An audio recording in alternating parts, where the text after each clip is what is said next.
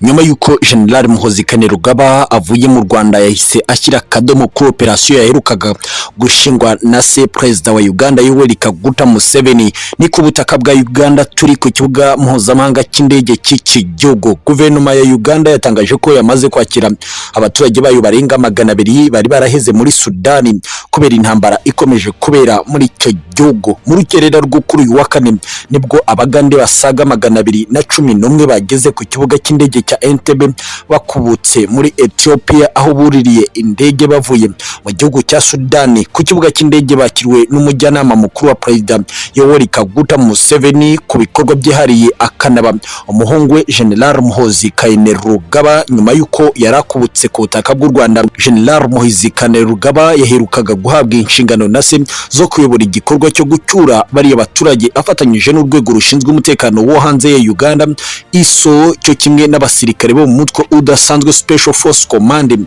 Abo Uganda yacyuye biganjemo abadiplomate bayo, abanyeshuri ndetse n'abakoreraga ibikorwa by'ubucuruzi muri Sudani Khartoum. Abagande 271 nibo bari baraheze muri Sudani nyuma yuko imirwano yari imaze kubura hagati y'ingabo z'iki gihugu n'umutwe wa Rapid Support Force wa General Dagalo. Ni imirwano yatangiye ku itariki ya 15 z'uku kwezi kwa kane turimo dusoza, kuri bikaba imaze kugwamo ababarirwa muri 420 mu gihe abarenga 3700 bayikomerekeyemo bikomeye. Bikavugwa ko ibihugu bitandukanye byo mu isi bikomeye ari byo biri kurwanira inkundura muri iki gihugu kubera ubukungu bwa zahabu Sudani tunze.